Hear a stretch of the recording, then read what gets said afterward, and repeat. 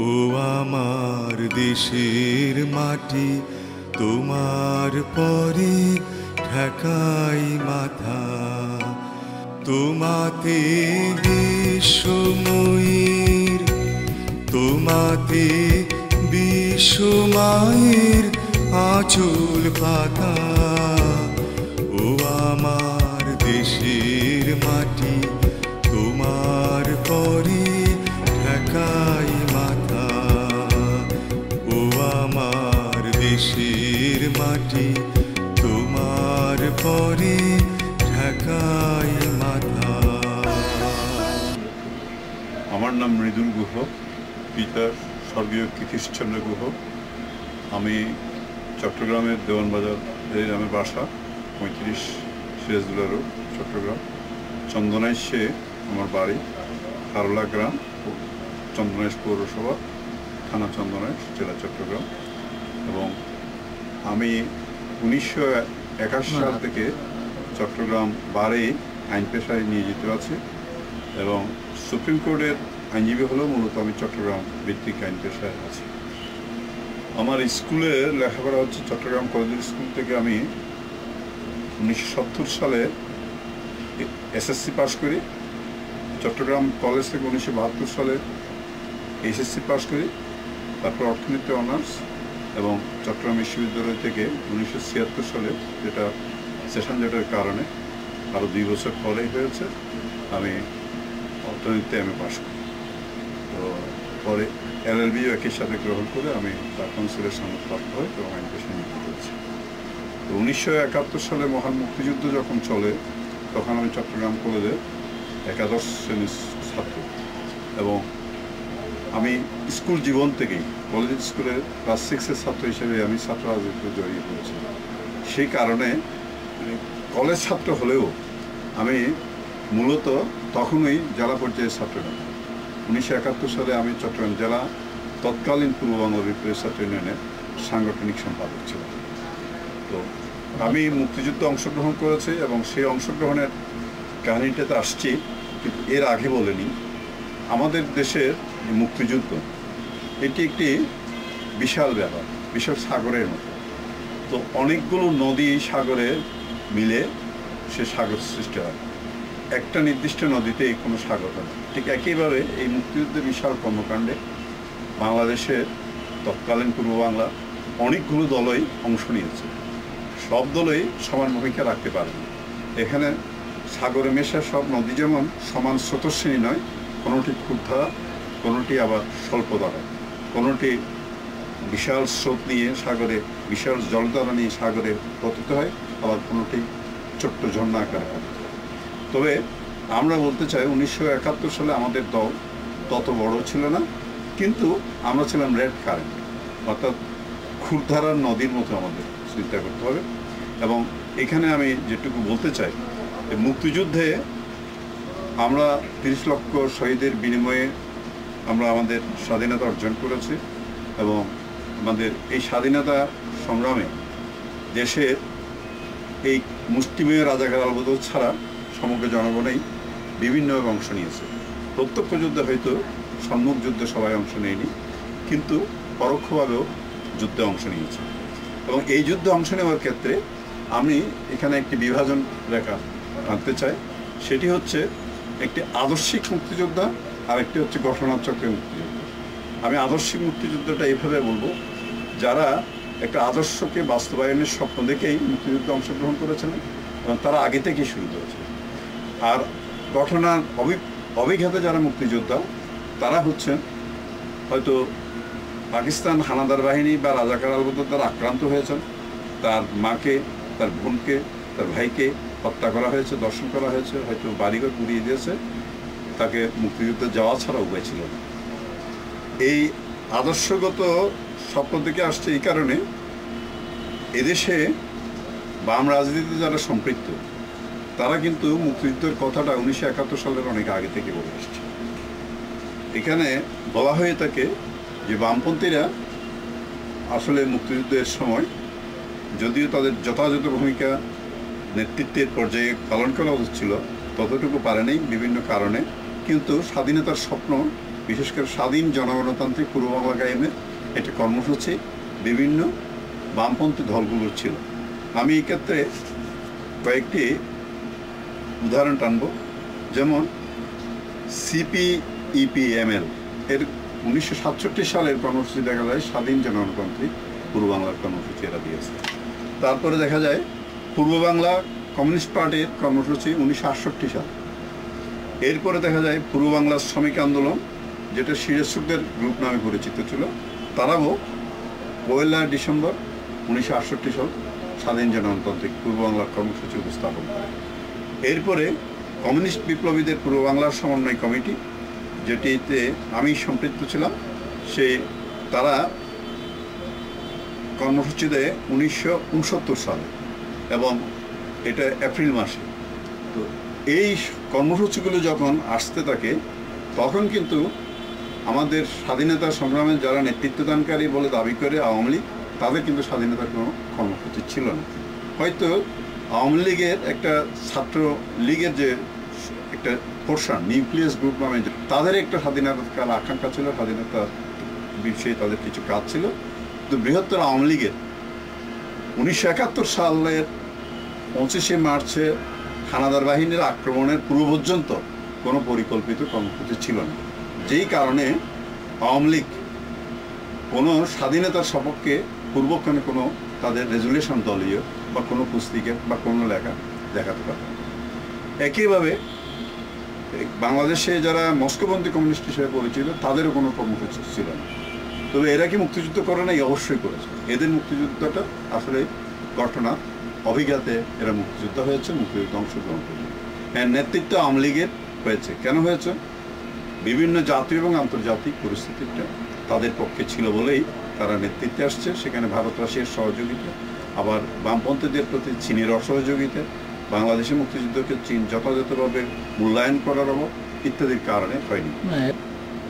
জনগণের একটা ম্যান্ডেট লাভ করছিল, সেটা হয়তো স্বাধীনতার পক্ষে তারা যাক না যাক, কিন্তু আওয়ামী লীগ তখন জনগণের সংগঠন পরিণত হয়েছিল। এদিকে আমার মনে হয় বামপন্থীরা জনগণকে সম্পৃক্ত করতে যে কোনো কারণে হোক তদ্রুপ সফল হয় না। সেক্ষেত্রে আমি বলবো 70-এর প্রলয়ঙ্কর 12 নভেম্বর প্রলয়ঙ্করের ঘূর্ণিঝড় বা সামুদ্রিক জলোচ্ছ্বাসের কারণে মজলুম জননেতা মৌলানা ভাসানী যখন বলেছিলেন পাকিস্তানি নেতাদের প্রতি ইঙ্গিত করে ওরা কেউ আসেনি, এবং তখনই তারা নির্বাচন বর্জনের একটা কর্মসূচি দেয়। স্লোগান ছিল বটির বাক্সে লাথি মারো, পূর্ব বাংলা স্বাধীন করো। এটা ইতিহাসের মূল্যায়নে যথাযথ হয়েছে বলে মনে হয়নি। এই কারণে আওয়ামী লীগ কিন্তু তখন নির্বাচন বর্জন না করে নির্বাচন করেছে, যার কারণে সত্ত্বেও এই পূর্ব বাংলা বা আত্মদানিতন পূর্ব পাকিস্তানের 2টি আসন ছাড়া সবগুলি আসনই আওয়ামী লীগ পেয়েছে। এটা একদিক থেকে লাভবান হয়েছে যে দলগতভাবে আওয়ামী লীগ জনগণের চূড়ান্ত ম্যান্ডেটটা হয়েছে, হয়তো সেখানে বাসায় নিয়ে অংশগ্রহণ করলে ভোট কিছু ভাগ হতো, সিটও কিছু ভাগ হতো, সেটা হয়নি। আওয়ামী লীগ সেই কারণে 1970-এর নির্বাচনের মধ্য দিয়ে জনগণের স্বীকৃত নেতৃত্বে পৌঁছায়।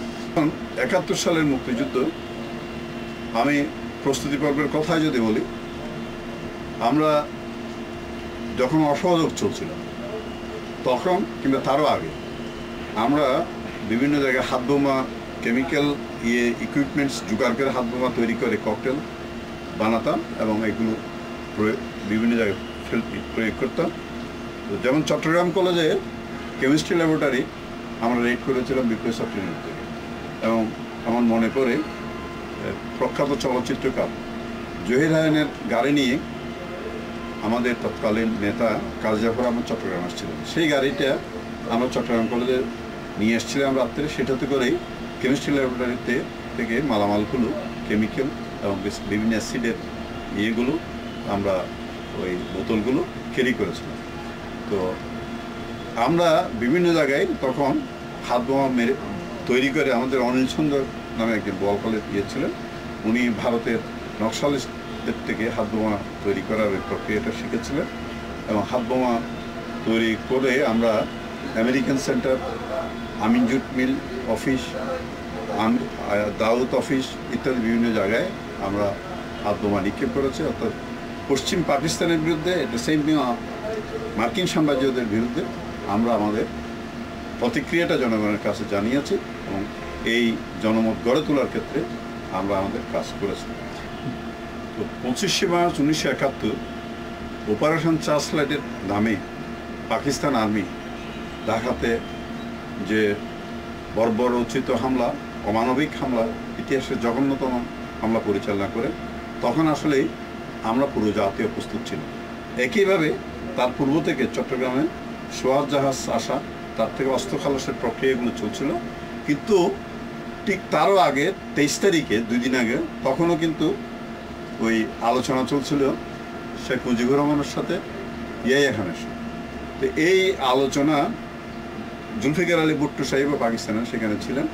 এই আলোচনাগুলো কিন্তু আসলে তখনও আওয়ামী লীগের একটা অংশকে বা যারা সংসদ সদস্য নির্বাচিত হয়েছিলেন তাদের একটা মোহ ছিল যে হয়তো আবার পাকিস্তানের অধিবেশন বসবে, তারা ক্ষমতা পাবে এবং এমপি সে মন্ত্রিত্ব পাবে। তো সেই কারণে আমরা অপ্রস্তুত ছিলাম এবং বৃহত্তর সংগঠন আওয়ামী লীগের রাজনৈতিক নেতৃত্ব থাকলেও তাদের সাংগঠনিক প্রস্তুতি ছিল না। আমি আগেই বলেছি ছাত্রলীগের একটা পোর্শনের কিছুটা প্রস্তুতি ছিল, তারা নিউক্লিয়াস গ্রুপ, কিন্তু তারা পুরো আওয়ামী লীগকে নিয়ন্ত্রণ করতে পারত। তা আমরা সেই পর্যায়ে আমাদের প্রস্তুতি থাকলেও আমরা সংগঠন ছিলাম ছোট, সমগ্র জাতিকে নেতৃত্ব দেওয়ার মতো অবস্থা আমাদের ছিল না। তারপরও আমরা 25শে মার্চের রাত্রে চট্টগ্রামে একটা 26শে মার্চ, আমরা 27শে মার্চ পর্যন্ত চট্টগ্রাম ছিল, তো স্বাধীন ছিল, মুক্ত ছিল। পাক হানাদার বাহিনী আক্রান্ত হওয়ার পর আমরা সবাই বিচ্ছিন্নভাবে গ্রামে চলে যাই, পরে আবার সংগঠিত হয়ে মুক্তিযুদ্ধ শুরু করি। এবং আমরা ভারতে গিয়েও কিন্তু যারা আমাদের বন্ধুরা ভারতে গেছেন তারা কিন্তু ভারতেও ট্রেনিং নিতে পারেনি, কারণ ভারত সরকার আমাদেরকে নকশাল হিসেবে, বামপন্থী হিসেবে কোনো ট্রেনিং দেয়নি। তো পরবর্তীতে আমরা ভারতের বামপন্থী সংগঠন সিপিএমের সহযোগিতায় কিছু ট্রেনিং প্রাপ্ত হই এবং এই ট্রেনিং নিতে গিয়ে আমাদের যথেষ্ট কষ্ট করতে হয়েছে। তবে আমরা স্থানীয়ভাবে সংগঠিত হয়ে বিভিন্ন মুক্তিযুদ্ধের কাজগুলো করেছি এবং ছোট ছোট অ্যাকশানগুলো প্রথম আমরা করেছি। বিশেষ করে রাজাকার আলবদরদের ঠেকানো, তখন তাদের লুণ্ঠন, বাড়ি পোড়ানো, এই ঘটনাগুলোকে আমরা ঠেকিয়েছি। যেমন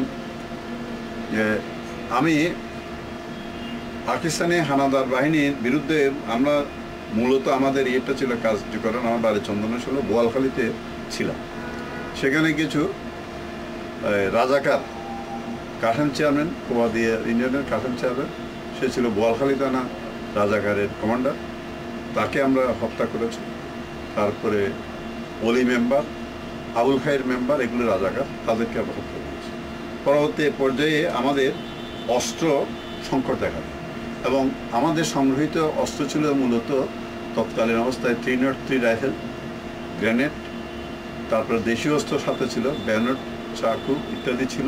কিন্তু এগুলো দিয়ে এই মডার্ন ইকুইপমেন্ট সজ্জিত আর্মির সাথে সম্মুখযুদ্ধ লড়া সম্ভব। অস্ত্র সংগ্রহের জন্য আমাদের প্রয়োজন পড়ে ভারতে যাওয়া, যদি 2-1টা স্ট্রেন গান কিংবা আরও একটা LMG আমরা আমাদের গ্রুপে বোয়ালখালীতে জোগাড় করেছিলাম। একটা পর্যায়ে আমরা সিদ্ধান্ত নিলাম ভারতে যাব।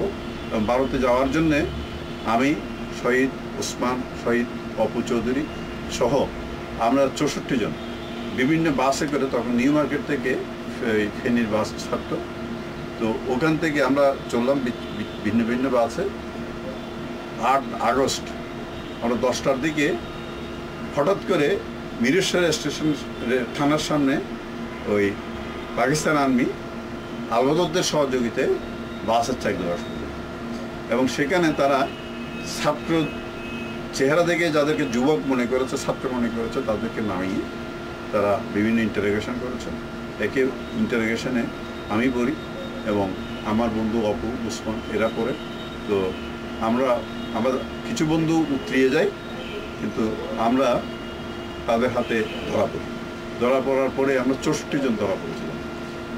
এই ধরা পড়ার মধ্যে আবার ওই দিক থেকে, ফেনীর দিক থেকে আসা প্রখ্যাত আবৃত্তিকার কাজী আরিফ, যিনি কলেজ স্কুলের ছাত্র হওয়ার কারণে আমার 1 বছর সিনিয়র ছিলেন, আমার আগে থেকে পরিচিত ছিলেন। ওনাকে যখন আমার সামনে নামানো হলো, আমি ওনাকে চোখের ইঙ্গিতে বুঝাতে চাইলাম যে আপনি আমাকে চেনেন, এইটুকু দেখাবেন না। উনি এমন সেটা দেখাননি। তারপরেও ওনাকে গ্রেপ্তার করেছিল, পরে জেলখানে পাঠিয়ে দিয়ে যেতে সেটাই। তো আমাদের 64 জনকে তারা 2 ভাগ করেছে। কিছু যাদের কাছ থেকে কোনো তথ্য আদায় করতে পারেনি বা যারা তারা মনে করেছে এরা মুক্তিযুদ্ধের সাথে সরাসরি জড়িত, তাদেরকে সরাসরি ওই কিলিং স্কোয়াডে পাঠিয়ে দিয়েছে, আর কিছুকে চট্টগ্রাম জেলখানায় পাঠিয়ে দিয়েছে। তা আমাকে ওই প্রথমটাতে আমাকে এবং আরও ওই উসমান, অপু সহ আরও কয়েকজনকে রাত্রে আমরা ধরা পড়লাম 10টার সন্ধ্যার করে করে, আমাদের চোখ বন্ধ করে, হাত বন্ধ করে, পেছনে পিছমরা করে বেঁধে আমাদের পিকআপে তোলা হলো, যেন বস্তা তোলা হচ্ছে একটা করে একটা ফেলে আমাদেরকে মিরেশ্বরাই থানা থেকে মিরেশ্বরাই রেল স্টেশনের দিকে ওয়ারলেসরার দিকে নিয়ে যাওয়া হলো। আমি ঠিক তখন মিরেশ্বরাই থানা সম্পর্কে আমার ঠিক জ্ঞান ছিল না। আমি মনে করলাম মিরেশ্বরের অদূরে কোথাও সাগর আছে, আমাদের বোধহয় সাগর পাড়ে নিয়ে যাচ্ছে। এবং যখন ওই ওয়ারলেসরার ওখানে এটা ইট বাঁধানোর রাস্তা ছিল, তার পিকআপ যাচ্ছে, ইটের শব্দ হচ্ছে, আমাকে ফেলে দেওয়া এবং অন্যদেরও একই জায়গায় ফেলে এই 2-4 হাত 10 হাত দূরে দূরে একজনকে ফেললো। তারপরে একজনকে আবার টেনে ওই পা ধরে টেনে এক ডিস্টেন্সে নিয়ে যাওয়া হচ্ছিল। তো মাথাগুলো আমাদের মাথা ইটের সাথে বাড়ি হচ্ছিল, তাতে ব্যথা পাচ্ছিলাম, কিন্তু প্রকাশ করার কোনো ইয়ে ছিল না। তো আমাকে এক জায়গায় নিয়ে রাখলো। তারপরে দেখলাম ব্যানার চার্জ হলো। প্রথম ব্যানার চার্জ হওয়ার পরে ওটা তোলার সময় আমি উপরে উঠে গেলাম। তো আমরা তখন রাজনৈতিকভাবে স্লোগান ছিল আমাদের জয় সর্বহারা। আওয়ামী লীগ বা ছাত্রলীগের যারা তখন জয় বাংলা বলতো, আমরা তাদের কাউন্টার বলতাম জয় সর্বহারা। কিন্তু জয় সর্বহারা বললে পাক বাহিনী মুক্তিযোদ্ধা ঠিক যথাযথ চিনবে না মনে করে আমি তখন জয় বাংলা করে বলবো। তখন তারা সারা লোক জয় বাংলা বলতি হ্যাঁ, মুক্তি হে, আমাকে পরপর ব্যান্ডেজ চার্জ করলো এবং 7টা পর্যন্ত আমি গুনেছি। তারপরে আর আমি করিনি, গুনতে পারিনি। এক পর্যায়ে দেখলাম ব্যানট কোথায় চার্জ করছিল, আমার বুকে, পেটে, হাতের সাইডে, এই সব বিভিন্ন জায়গায়। তো এক পর্যায়ে দেখলাম যে আমার পা ধরে আবার টানে আমাকে ছুঁড়ে মারা হলো। আমি কিছুক্ষণ শূন্যে ছিলাম। তারপরে দেখলাম নিচে পড়তেছে, আমি মনে করলাম বোধহয় সাগরের পানিতে ফেলে দিয়েছে, কিন্তু না, ঠান্ডা লাগলেও আমি ডুবে যাচ্ছি না। তখন বুঝলাম যে কাদায় পড়েছি। কিন্তু কতক্ষণ আমি এভাবে কাটালাম, দেখছি যে আমি মরছি না, প্রাণ যাচ্ছে না। তখন আমি ভাবলাম যে আমি বোধহয় বাঁচার চেষ্টা করলে ভালো। তখন আমি পেছনের হাতগুলো আমার শার্ট দিয়ে, তার আমেরিকান ইউনিয়ন কাপড়ের একটা শার্ট আমাকে এসেছিল, সেই শার্ট দিয়ে আমার পেছনের হাতগুলো বন্ধ করা হয়েছিল, তাদের সেটা সহজে খুলতে পারলাম। আর হাতগুলো যখন মুক্ত হলো, সাথে সাথে আমি চোখের বন্ধন খুললাম এবং এগুলো খুলে বুকে যেখানে ব্লিডিং হচ্ছিল খুব বেশি সেখানে বেঁধে দিলাম, পেটে যেখানে ব্লিডিং হচ্ছিল সেখানে বেঁধে দিলাম। বেঁধে দিয়ে চোখ খুলে সামনের দিকে দেখলাম অন্ধকার। আমি মনে করলাম তো আমাকে বোধহয় সাগরের খুলে ফেলেছে, ওটা অসীম সাগর। কিন্তু পেছন দিকে আমার রাস্তা। তো আমি রাস্তায় উঠার জন্যে একটা ছাড়া খেজুরের ডাল ধরে উপরে উঠলাম। উঠে দেখলাম যে আবারও তাকালাম, যে আমার মনে হচ্ছে আবার এদিকে পাকিস্তানি আর্মি বোধহয় আবার এসে মানে এটা দেখছে, আবার এসে তারা আমার একদিকে দেখলাম যে অন্ধকার একটু বেশি। আমি তখন বুঝলাম যে এদিকে তারা আছে। তখন আমি যত দ্রুত গতিতে পারি ওদিকে দৌড়ালাম। তো ওইটা হচ্ছে মিরেশ্বরার ওয়ারলেসরার তালবাড়িয়া গ্রাম, ওই রেল স্টেশনের শাসন। ওখানে গিয়ে একটা বাড়িতে প্রবেশ করলাম। বাড়িতে পুকুরে কাটে যখন যাচ্ছে একটু একটু করে, তখন হঠাৎ বৃষ্টি শুরু হয়। তো আমার ইতিমধ্যে জল তৃষ্ণায় মানে ছাতি ফেটে যাচ্ছে। আমি পুকুরে জল জন্য গেলাম, কিন্তু কতগুলো কুকুর ঘেউ ঘেউ করে। তো আমি পর্যন্ত না দেখে তাদের ওখানে ক্ষেত ছিল, সেখান থেকে একটা লাঠি নিয়ে কুকুর তাড়ালাম আর পানি খেলাম সেখান থেকে। তারপরে এসে একটা ঘরের বাইরে দেয়ালে ইয়ে করলাম, ওই যেটাকে বলতে আঞ্চলিক কথায় ডিএ, অর্থাৎ ইয়েতে বারান্দার সাথে সংযুক্ত, ওখানে শুয়ে পড়লাম। অনেক ডাকাডাকি করলাম, ভিতর থেকে কেউ রেসপন্স করে। ইতিমধ্যে ওই বৃষ্টি আর একটু বেশি হয়েছে। ওখানে ওই জল দ্বারা সংরক্ষণের একটা বদনা ছিল, সেখানে কিছু জল পড়েছে, আমি এগুলো খেলাম। তারপরে আস্তে আস্তে বৃষ্টি চলে এলো, কিন্তু ওই আমার একটু একটু ঘুমবোধই পাচ্ছিল। তখন রাতের অন্ধকার ক্রমশ কেটে গেল। একটু একটু আধার থাকা অবস্থায় কয়েকজন লোক আসলো। বললে যে আমাকে জানতে চাইলে কোথায় যাচ্ছিলেন। আমি বললাম যে আমি ওইখানে বীরেশ্বরের মস্তাননগর নামে একটা জায়গা আছে যেখানে একটা হাসপাতাল, ওখানে যাচ্ছিলাম। তো আমাকে মুক্তিযোদ্ধা সন্দেহে পাকিস্তান আমি আমাকে ব্যানার চাষ করে তোমরা পারলে আমাকে একটা ডাক্তার দেয়। তো যাই হোক প্রথম কয়েকজনকে ব্যাটটি মারলেও পরবর্তীতে 2 জন আমাকে ধরাধরি করে বীরেশ্বরের রেল স্টেশনে নিয়ে আসে এবং ওখানে শোয়া দিল। তো একজনকে বীরেশ্বর রেল স্টেশনের সাথে চায়ের দোকান থেকে 1 কাপ গরম দুধ আর একটা পাউরুটি এনে দিল। তো দুধটা আমার মুখে দিতেই মনে হলো যে আমি এই কালকে থেকে এতদিন না খেয়ে এত রক্তপাতের প্রথম মরিনি, এখন বোধহয় মারা যাবে। আসলে বিষয়টা ছিল ওই দীর্ঘক্ষণে না খাওয়ার কারণে আমার বুক শুকিয়ে গেছে, গলা শুকিয়ে গেছে। দুধটা পড়ার সাথে সাথে আমার মনে হচ্ছে যে মারা যাবে, আমি আর দুধ খেলাম। তো সেখানে তারা একটা গ্রাম্য ডাক্তার, যে হিন্দু ডাক্তার পালিয়ে বেড়াচ্ছিল, তাকে ধরে এনে আমাকে ব্যান্ডেজ করিয়ে দিল। তারপরে তখন রেল ব্যবস্থা স্বাভাবিক দেখানোর জন্য পাকিস্তান আর্মি রেল সার্ভিস বন্ধ থাকার পরে আবার চালু করেছে, কিন্তু রেলের লোক চলে না। তো একটা মেল ট্রেন ঢাকা থেকে চট্টগ্রাম আসছিল, তারা আমাকে ধরাধরি করে ওই মেল ট্রেনে তুলে দিল। মেল ট্রেনে তুলে দেওয়ার পরে 2 জন লোকও দিয়েছিল ওখানে, যেহেতু সব সিট খালি, একটা বেঞ্চে আমাকে ট্রেন কম্পার্টমেন্টের বেঞ্চে শুয়ে দিয়েছে। আমি ইতিমধ্যে ট্রেন চলা অবস্থায় ঘুমিয়ে পড়েছি। তো ওই লোক 2টা চিটাং স্টেশনে পায়নি। পরে চিটাং স্টেশনে আসার পরে ওই এরা রুম বন্ধ করতে এসে গার্ড আমাকে এই অবস্থা দেখে স্টেশন মাস্টার সাহেব আসলেন, তিনি আবার চট্টগ্রাম মেডিকেলে উনি ফোন করলেন, ফোন করে অ্যাম্বুলেন্স এনে আমাকে চিটাং মেডিকেল কলেজে নিয়ে গেছিলেন। পরে 4 বোতল ব্লাড দেওয়ার পরে আমার সেন্স আসছে। একজন মহিলা নার্স রাত্রে 3rd ডেতে আমার কাছে আসলো, বলে যে আপনি কি কিছু খেয়েছেন?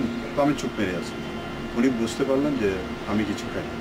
পাশের আরেকজন রোগী থেকে ওই গরম পানি নিয়ে হরলিক্স নিয়ে গুলে আমাকে খেয়ে দেবে, এবং সম্ভবত এই মহিলা বুঝতে পেরেছিলেন যে আমি একজন মুক্তিযোদ্ধা, মানে দেশের জন্য জীবন দিতে গিয়েছে। আর উনি হয়তো জীবন দিতে না গেলেও বা সুযোগ না পেলেও দেশের জন্য তার একটা অনুভূতি, দেশপ্রেম উনি লক্ষ্য করেছে। যাই হোক, তিনি সে রাত্রে এই 12টা-1টার দিকে আমাকে এভাবে খেয়েছিল। এই সার্জারি ওয়ার্ডে সবাই বিভিন্ন জায়গায় আহত মুক্তিযোদ্ধারা, আহত রাজাকাররা, আহত পাকিস্তান আর্মিদের সবাই গিয়ে ওখানে বিভিন্ন সিটে আসে, বয়ে কেউ আসেন। তো আমাদের পার্টির একজন আবু জহুর, যিনি মারা গেছেন, কবিরুদ্দিন সাহেবের চাচা, তিনি একদিন গিয়ে উপস্থিত হলেন 4th ডেতে। ডিসেম্বরে আমি ইন এ নাটশেল একটু করে বলে যাই, যেমন মেট্রিক পরীক্ষা বন্ধ করতে আমি সাতকানিয়ে নিয়ে গেছিলাম। সেখানে আরও কিছু বন্ধুবান্ধব, সেখানে ছাত্রলীগের বন্ধুবান্ধব ছিল, আমি আগে থেকে একটা পরিচিত ছিল। সেখানে সাতকানিয়ে কলেজ হোস্টেল ছিল বেড়া, বাঁশের বেড়া, সেটা জ্বালিয়ে দিয়েছিলাম রাত। আর সেখানে রেস্ট হাউসে, ডাক বাংলা যেটা বলে, সেখানে পাকিস্তানি মিলিশিয়া পুলিশ শেল্টার নিয়েছে।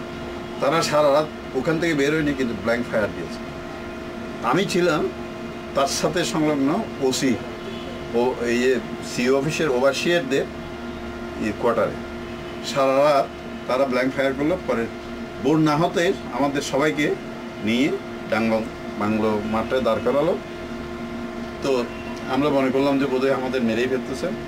একজন বললো যে সব শালাকে নিশানা বানাতো, আর একজন ছোড় দো বলতেই আমি দৌড়। তো দৌড় দিই যে আমার পেছনে আমরাও দৌড় দিই। তারা ফায়ার করেছে, তবে পায়ে লাগানো নিচের দিকে। আমি ওই দূরে আর ওখানে ইয়েতে না গিয়ে, ওই সিও স্টাফ কোয়ার্টারে না গিয়ে সরাসরি আমি ওখানে বনি হোটেল নামে সাতকানিয়াতে একটা হোটেল আছে, সেই হোটেলে গিয়ে আগের দিন আমি খেয়েছিলাম ওই সিও অফিসের একজন বক্তিয়ার ওভারসিয়ার, তার সাথে তারা চিনে। আমি খেয়ে স্যুপ পরোটা খেয়ে আমি বললাম যে এটা বক্তিয়ার সাহেব পিছিয়ে দেবে, এটা বলে ওখান থেকে আমি সরাসরি আরাকান রোডে এসে যাই এবং বাসে উঠেই বললাম যে কন্ডাক্টরকে যে আমার কোনো পয়সা নেই, আমাকে বলখালি ফুলতলিতে নামিয়ে দিতে হবে। বাস কন্ডাক্টর বললেন আপনি বসে, তারা সেভাবে সহযোগিতা করছে। পরে আমি এই বলখালিতে ফিরে আসি। চট্টগ্রাম শহরেও বিভিন্নভাবে অপারেশনে অংশ নিয়েছি এবং স্বাধীনতা যুদ্ধের আগেও আমেরিকান হসপিটাল, যেটা এখন সেন্টার পয়েন্ট হাসপাতালে, যেখানে ইউসি সেন্টার ছিল, আমেরিকান কালচারাল সেন্টার, সেখানে করেছি। হাতবোমা নিক্ষেপ করেছে, ককটেল নিক্ষেপ করেছে আমিন জুট মিল, তারপরে আমিন জুট মিলের অফিস সদরঘাট। আপনার সাথে কে কে ছিল মনে আছে দুইজনের নাম? কোনটাতে? প্রত্যেক ঘটনায় ছিল, যেমন যেমন অপু ওসমান এরা শহীদ হল। এই আমিন জুট মিলে ইয়ে করতে ডাক্তার সাদেক সাইফুর রহমান, স্বপন, নৌশাদ, ফালান সাহা, মোজাম্মেল এরা ছিল। তারপরে বোয়ালখালীতে নুরুল হুদা, আমি ছিলাম সৈয়দ জালালউদ্দিন আহমেদ, উনার বাড়িতে উনি আমাদের নেতৃত্ব দিতেন। সৈয়দ জালালউদ্দিন বাড়িতে নুরুল হুদা ছিল, সৈয়দ শফিউল আলম, আলী আকবর, অনিল চন্দ্র, অনেক বন্ধু চলে যেতেন, মোহাম্মদ সুলাইমান, অনেকে ছিল। এইসব বন্ধুরা আজকে আমরা যারা যে উদ্দেশ্যে আমাদের স্বাধীন জনগণতান্ত্রিক পূর্ব বাংলা করার একটা আদর্শ ছিল, সেটা হচ্ছে শোষণমুক্ত বাংলাদেশ এবং সমাজতন্ত্রের পূর্ববর্তী পর্যায়ে। তো আমরা কিন্তু সেটি পাই। 1971 সালে মহান মুক্তিযুদ্ধ ছিল আসলে একটা বিপ্লবী পরিবর্তনের সুযোগ, কিন্তু সেটা কাঙ্ক্ষিত পরিবর্তন হয়নি। একই শ্রেণীর মধ্যে ওই পাকিস্তানি পুঁজিপতিদের আমরা তাড়িয়ে আসলে কিছু বাঙালি পুঁজিপতি সৃষ্টি করার চেষ্টা করেছে, যার ফলে জনগণের কাঙ্ক্ষিত মুক্তি হয়নি। এবং মুক্তিযুদ্ধকে, তার আদর্শকে, মুক্তিযোদ্ধাদেরকে বিপদে পরিচালিত করা হয়েছে। মুক্তিযুদ্ধে আমি শুরুতেই বলেছি অনেকগুলো দল অংশ নিয়েছে। সবগুলো দলকে নিয়ে যদি তৎকালীন অবস্থায় একটা বিপ্লবী সরকার প্রতিষ্ঠিত হতো, তাহলে কিন্তু সবার এবং পরিকল্পনাটা সেখানে বাস্তবায়িত হতো। এখন তো হচ্ছে আসলে আমাদের সমাজ কাঙ্ক্ষিত বিপ্লবটা, বিপ্লবটা আমাদের কাজ দিয়ে চলে গেছে, ঠিক তাকে আমরা ঘরে প্রবেশ করিয়ে তাকে আলিঙ্গন করতে পারিনি আমার মনে হচ্ছে সেটা, যদিও অনেক ত্যাগ আমরা স্বীকার করেছি। তো সমাজ পরিবর্তনে বিপ্লবই করতে হবে। হ্যাঁ, তো এখানে কথা হচ্ছে যে বিপ্লবটা কি? বিপ্লবটা তো আসলে শ্রেণী পরিবর্তন। সমাজে একটা শ্রেণী ক্ষমতায় আছে, সেখান থেকে তাদেরকে হটিয়ে সর্বহারা শ্রেণী ক্ষমতা নেওয়া এটা এটা বিশ্ববিখ্যাত বা বিশ্ব বিপ্লবী পরিস্থিতি, সোভিয়েত ইউনিয়নের পতন বা চীনের রাজনীতিতে তাদের পূর্ববর্তী যে ভূমিকা, সেটার কারণে বিভ্রান্তি হয়েছে বাম রাজনীতিতে, সমস্ত বিশ্বে একটা বিভ্রান্তি হয়ে গেছে। তো এটা তো সমাজবিজ্ঞান এক্সপেরিমেন্টও, হয়তো সেই বিভ্রান্তি কিছুদিন থাকবে, কিন্তু অচিরেই সেই বিভ্রান্তি কাটবে। শোষিত মানুষের, সর্বহারা মানুষের মুক্তি অবশ্যই পাবে। ও আমার দেশের মাটি, তোমার পরে ঠেকাই মাথা, তোমাতে বিশ্বময়ীর, তোমাতে বিশ্বমায়ের আঁচল পাতা। ও আমার দেশের মাটি, তোমার পরে ঠেকাই মাথা। ও আমার দেশের মাটি, তোমার পরে ঠেকাই